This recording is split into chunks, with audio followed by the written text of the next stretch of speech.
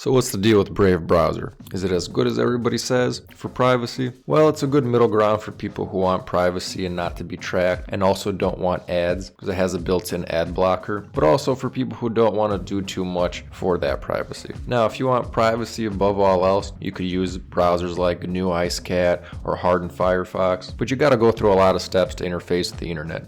You can't even just go straight to YouTube and watch a YouTube video. There's a whole bunch of steps you got to do to access that. But personally, Firefox left a bad taste in my mouth a few years ago. I was trying to put in an ad blocker, and it was telling me that I wasn't allowed to add an ad blocker, if my memory serves me correctly. So I just stopped using Firefox altogether. Don't know if they're still doing that or what the issue was. So then I went to using Chrome, and Chrome is basically spyware. So a good middle of the road is Brave browser. So why is Brave browser good, and how do we know it's actually working? As you can see down here in their description, it's an open source web browser. Now, open source means that the source code, the code that's used to make it, is available for anybody to look at. So if the company says one thing and the code says another, you know they're lying. So whenever it's a closed source project or piece of software, like a proprietary like Google Chrome or something like that, you have to take their word that they're not lying to you. And in some closed source privacy browsers, you could click all the options for the privacy, but you don't actually know if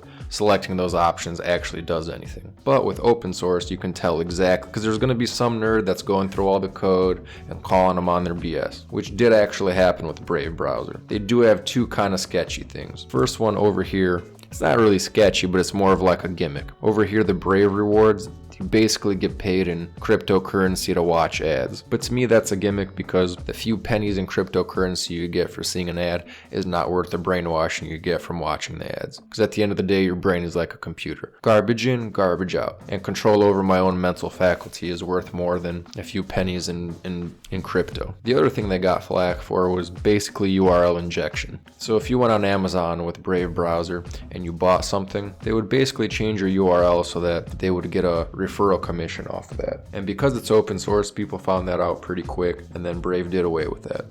But the best feature is that it's super easy because people don't want to give up their convenience for privacy. If you can add privacy into their life without making them do any extra effort, that's when they'll take on. That's when they'll actually want to do it. But if they have to do any extra steps, they just won't do it. They'll just keep using Chrome, which is spyware.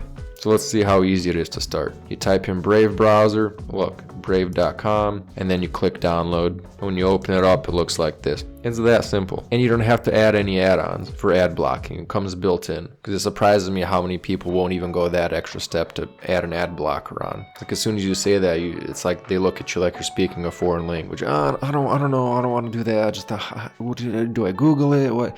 And then they won't do it. This has built-in ad blockers, tracker blockers, and you have built-in Tor windows. If you don't know what Tor is, it's an even more private way to browse.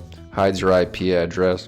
I have a whole video on it. It's good stuff. Check it out. And look at these backgrounds, man. You got jellyfish here, and it's always different. Good stuff. Mwah. Love that shit. Or if you are super hardcore and you don't care about the inconveniences, go with GNU IceCat. It's open source too. It is a derivative of Firefox. If you guys like this type of stuff, one of my next videos is going to be about YouTube alternatives to further wean ourselves from Google's control and how to emulate video games so you don't have to pay for them. Because I know a lot of you people out there are gamers. I personally don't game as much anymore, but why pay $60 to $80 for a half-finished game? Pre-order, no less. So subscribe to the channel, like that shit, you know the routine, and as always, stay frugal, my friends.